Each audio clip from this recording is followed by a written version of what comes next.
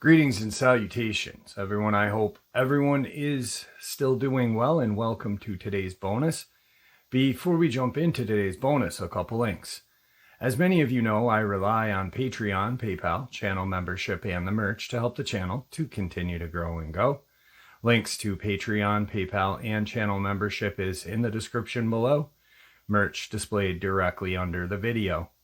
Also, Dogman Frightening Encounters, Volume 1 through 3, the audiobook versions. They were written and researched by Tom Lyons, narrated and produced by me, Jeff Nadolny. Those audiobooks are available on Audible, Amazon, and iTunes, links to which are also in the description as well. And finally, last but definitely not least, if you'd really like to help support the channel to continue to grow and go, simply subscribe. It doesn't cost a cent. Click the like button, takes half a second.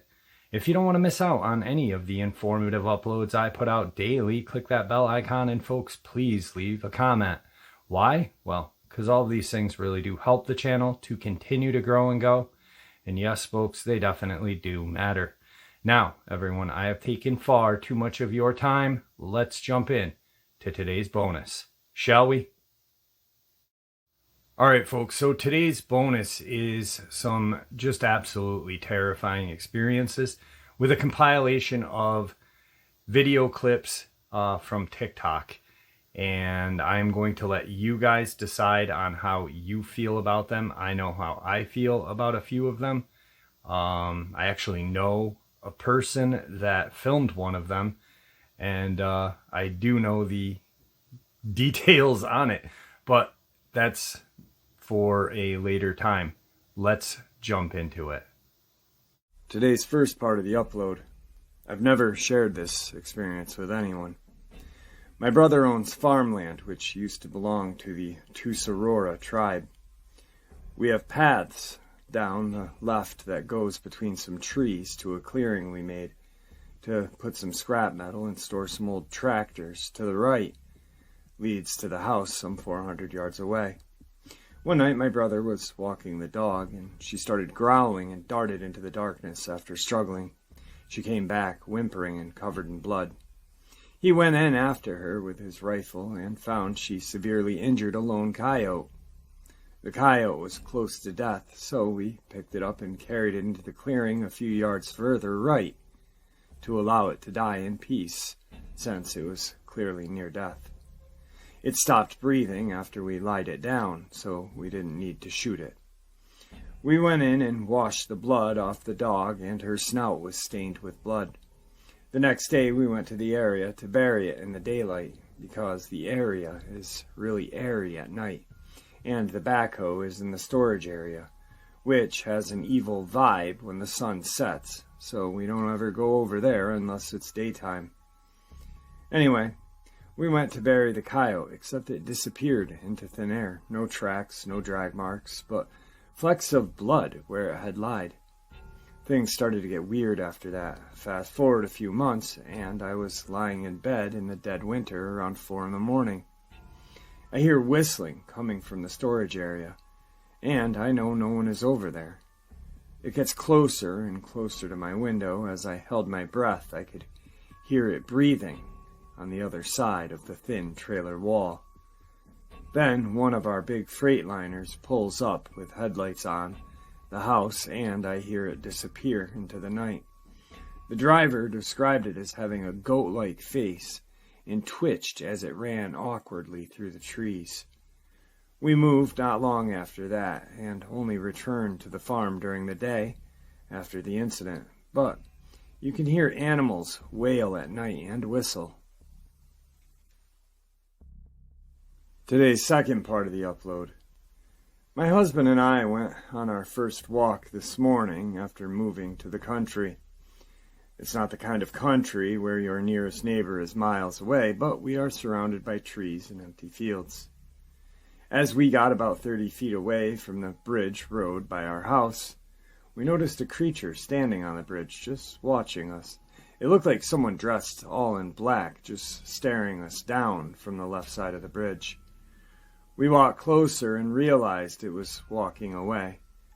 No matter how fast or slow we walked, it was always the same distance away from us. When we stopped moving, so would the creature. What seemed to change was its shape it would take. As we walked, you could see it hobbling like a drunk person. If we looked away, it would move to the opposite side of the road and be a completely different shape, like a dog or some animal. As we walked onto the bridge, the creature was further ahead by the hill. It began to change its shape, and it had stick-like legs. It would walk, but would not bend its knees. It was as if it was on stilts. We slowed our pace, and it began to walk over the hill, still changing its shape. We got to the hill, looked ahead to see what shape the creature took, but it was gone. No trace of it in the distance. We can see a few miles ahead at this point, not a sign of it being there. Today's third part of the upload. This happened to me back in the mid-90s. I was stationed at Camp Pendleton and had duty one evening. Part of that duty was to go around and check certain buildings and make sure their doors were locked. At around 0300, I was doing my rounds and I saw what I thought was a huge coyote in the road. Seeing a coyote in the area would be unusual, but definitely not impossible. As I was watching it, it was watching me. It then stood up on its hind legs and walked out of sight between a couple of buildings. At this point, I'm alarmed, but figure I was hallucinating since I'd been awake for something like 24 hours. It wouldn't be the first time my tired eyes and brain played tricks on me. Later that morning, one of my fellow Marines, we'll call him H, asked how duty was. One thing to understand is the Marines seem to have a relatively large number of Native Americans. It may have something to do with the pride of the code talkers from World War II. And I've had one friend H say he joined the Marines because he couldn't find a warrior job anywhere else. We were infantrymen. At any rate, H was Navajo, and I'd known him for years. I'd even spent a couple of weekends at his family's place near Gallup. So I ended up telling him about my hallucination, and he got quiet and said, "That's," I'll call him B, another Marine in the company, also Navajo, but I didn't know him nearly as well as I knew H. "And he's a bad guy. I'd stay away from him." Now, it's always been difficult to tell if H was joking. He was a man of few words and fewer jokes, but he seemed serious. I told him to quit messing with me, and he responded by telling me that B was a skinwalker. I had never heard that term. That came from a family of skinwalkers, and that they were like bad witch doctors. At that point, I didn't know what to believe, so I dropped it. I can say that every time I came across B after that point, he just stared at me. I gave him a wide berth from then on out. Had some other odd experiences in the American SW desert, as well as probably a jinn when I was embedded in Iraqi troops years later. We could see a man walking around in the darkness, but nothing with thermal or IR sights. But that was by far the strangest. Today's fourth part of the upload. This encounter occurred during the summer of 1983, as I was about to begin my senior year in high school. My family lived in rural PA in northern Indiana County. Our farmhouse was built in the mid-1800s. In the early 1900s, an addition was added to the back that more than doubled the size of the original house. The original house was a 4-square house, so called for the 4 square rooms. 2 on the first floor and 2 on the second floor with a staircase in the back. The house as a whole was sturdy, albeit a bit creaky. Every night in the summer I fell asleep listening to the pops, cracks, creaks, and groans as the house cooled off in the night air. The house was built on high ground next to the mouth of an ancient ravine that ran for over a mile.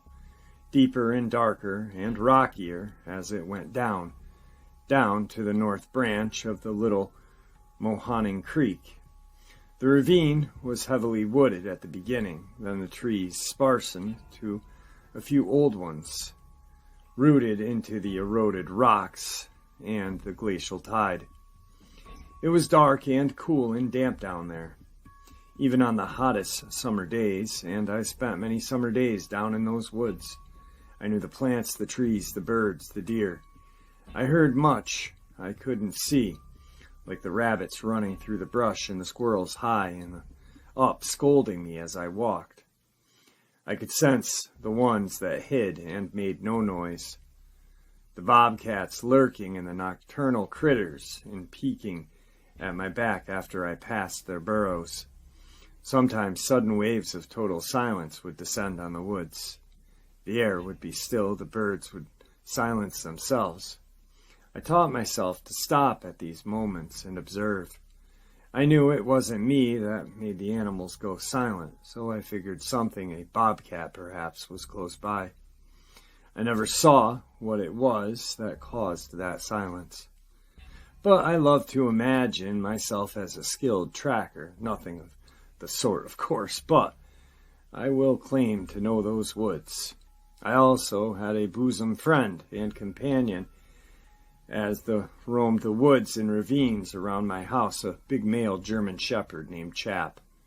Chap loved to run and roam and chase groundhogs. We prowled along through the woods for years. This particular night, I awoke suddenly, very awake and alert. The wind was blowing against the open window.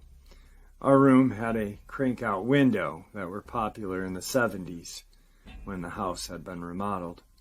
The bottom of the window tilted out, and the rain ran off. There was a low rumble off in the distance, the thunder of a summer storm blowing in from the west. I was laying on my belly, my face to the left side on my pillow, and arms around the other pillow. I listened to the rain. It was not unusual for me to wake up in the middle of the night. It's been a regular occurrence in my life since I was young. By that point, at 17 years of age, I was used to my 3 a.m. ritual, though still very irritated by it. Across the room, I could hear my brother breathing. I could hear our dog lying on the floor on my brother's bed, sniffing at the rainy air and is blowing through the window. Across the hall from our room, I could hear my dad's low, steady rumbling snore. Then I heard something that made my eyes fly open in the pitch black room.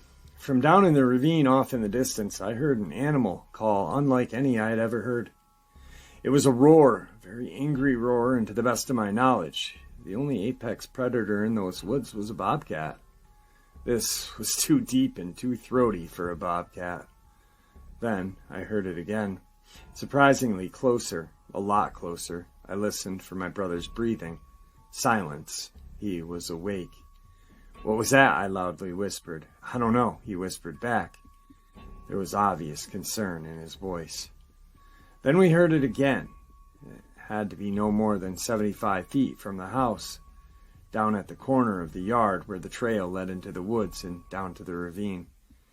First of all, it was no damn bobcat. It was not a dog, not a coyote, and it definitely wasn't a man. Next to my bed was a softball bat. I still have it, as a matter of fact.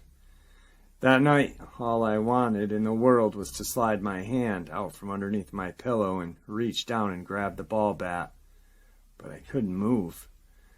Everyone in the house seemed paralyzed. I kept expecting to hear my dad throw open his door, but he never made a sound. Then 2 things happened in rapid succession. There was a tremendous crash, like something or someone had ran headlong into the house. Then there was another roaring scream/howl, this time right next to the house. It was an angry roaring shout so loud that I could feel like it was next to my face. I had never in all of my life heard an animal make a noise that loud.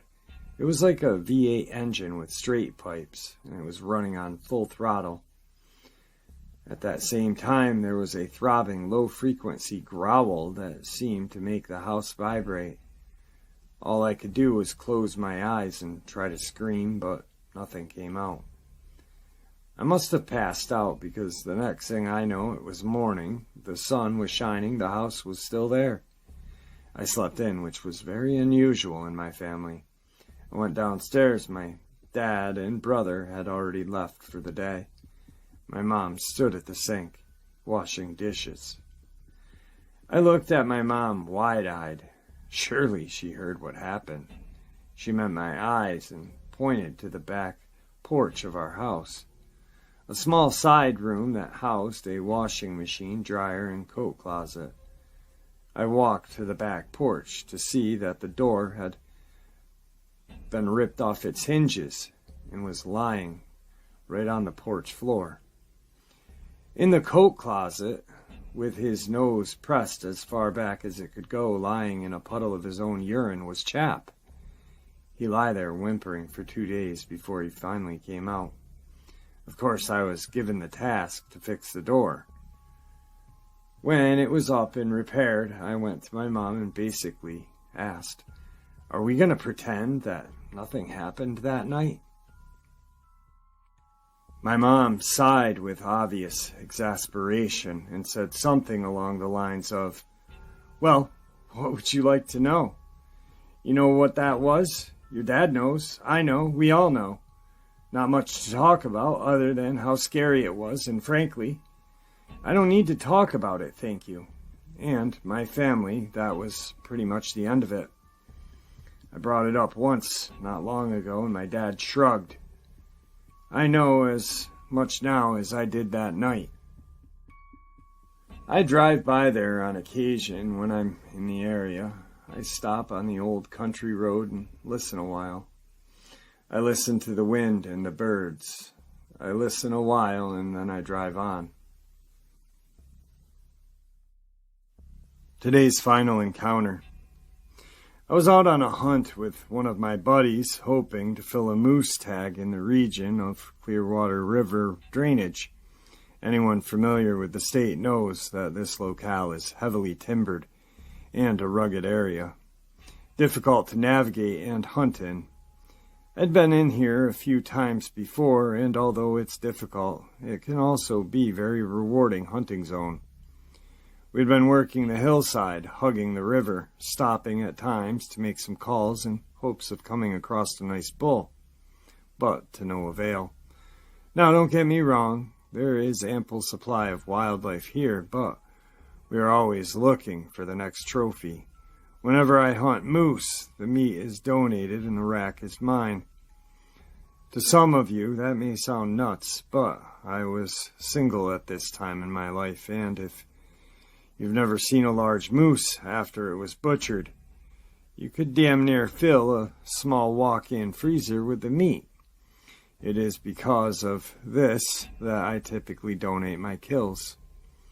There are a lot of hungry people out there who are more than happy that I and others do so. I don't think that most people who have plenty of food consider how far 900 pounds of properly harvested meat can go in feeding the hungry. At any rate, I don't know how I got on that subject, but I feel that hunters always have to defend what we do. So my friend and I had worked our way into the edge of the shallow ravine, and we had scoped out some cows and a couple of bulls. In one particular area looked to be large and ancient, but we would have to get closer. Gradually, we made our way down into the zone we had been seeing from up on the slope and confirmed what we thought. This was a very mature bull, well beyond his years of contributing to the herd as a propagation is concerned. These are the types of animal that we try to harvest. Having made our way into position, some 100 yards from the beast, I steadied my rifle on a limb and took the shot. I was sure that I hit him, having seen the dust fly off of his shoulder on impact, and he took off. Now, just so you should understand who it is that you are dealing with, neither I nor my friend are good trackers. In fact, If you put the two of us together, you wouldn't come up with one good tracker. The reality is that tracking is, in my opinion, a gift, and very few people have it. We are always hoping that our kills drop somewhere near the vicinity of where we shot them, but that wasn't today's case.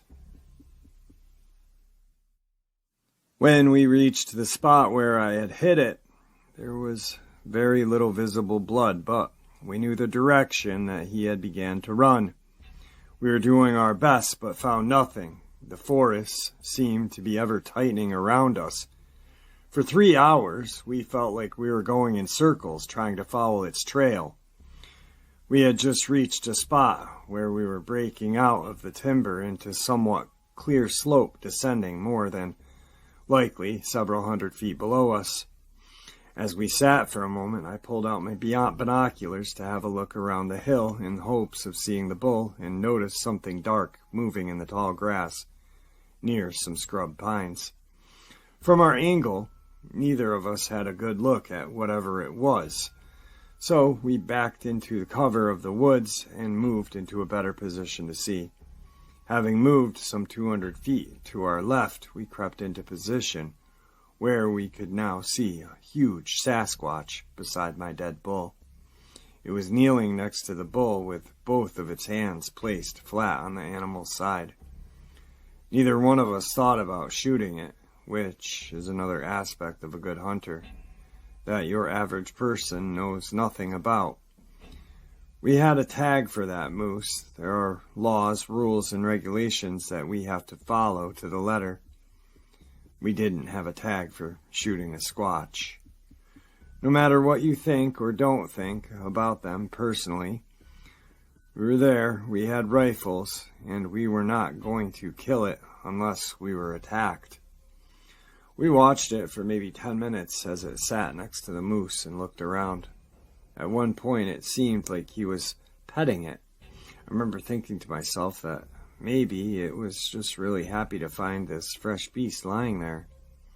I don't think that it was another 5 or 10 minutes later when the Sasquatch stood up, grabbed the moose by the antlers, and dragged it out of our view into cover. The two of us sat there looking and whispering to each other. We were wondering, just like anyone else would after seeing such a thing, what the creature was doing. Was it tearing the moose up behind the bushes? Was he hiding it and going to return with help later? I mean, we didn't know anything about these beasts. They are an enigma to us. We stayed there where we were for a good hour and then left, not knowing if it was still there or if it had gone away in a different direction. But I will say this, we weren't going down there to find out, that's for damn sure. We had the glasses on this thing at 150 yards of total clarity. The moose was more than likely close to 1,200 pounds, and this thing was equal of size. The fur in the bright sunshine seemed shiny and black. In fact, it was so shiny it looked to be oiled. Along with it being huge and muscular, which I am sure you've heard 100 times before about these things, what struck me the most was how it moved the moose by itself. When it stood up, it grabbed an antler with one hand and simply slid the moose with what appeared to be no effort all the way back into the trees. Like you or I would pull a lawnmower back in mowing. This thing pulled a half a ton with one hand like it was a rag doll. Even with several men, you have to butcher a moose in the field just to break it down in order to carry it out. And we would have had a hard time just trying to shift it around to make our cuts. This Sasquatch must have had the strength of 100 men. It's just that simple. And that's the experience exactly as it happened. And there you have it, folks. Some very terrifying experiences. Now, let's jump into those video clips from TikTok. I'm gonna stay right here. Look at that. You go lower than them. Lower than? I think it's poisonous.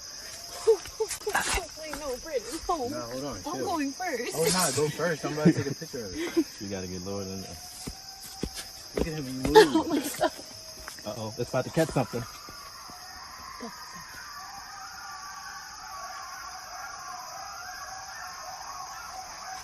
Y'all ready to go back? Yeah. Yes.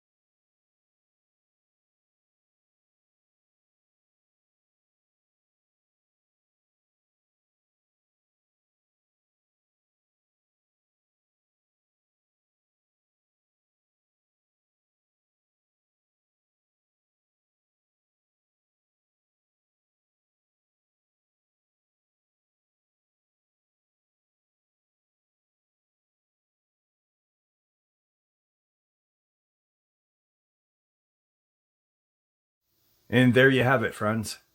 The video clips from TikTok. The video clip that has the Dogman peering through the brush and stuff. I know a lot of people on TikTok and YouTube, some reputable people on YouTube, have claimed that that's real. It's actually from a gentleman named Elias Hernandez. I've had him on the channel. He's a film student, and I brought him on the channel. I interviewed him for a couple minutes because he made that video. It was an actual movie that he made, and TikTokers and certain YouTubers had found it, spliced it together, and claimed that it was real. Elias didn't really know about it until he saw it one day and said, "That's my movie." And, so that right there is a big red flag for our community. It hurts the community. I think I'd rather have 0 video clips and 0 photos of these creatures than a fake one. I know what I saw in 1994.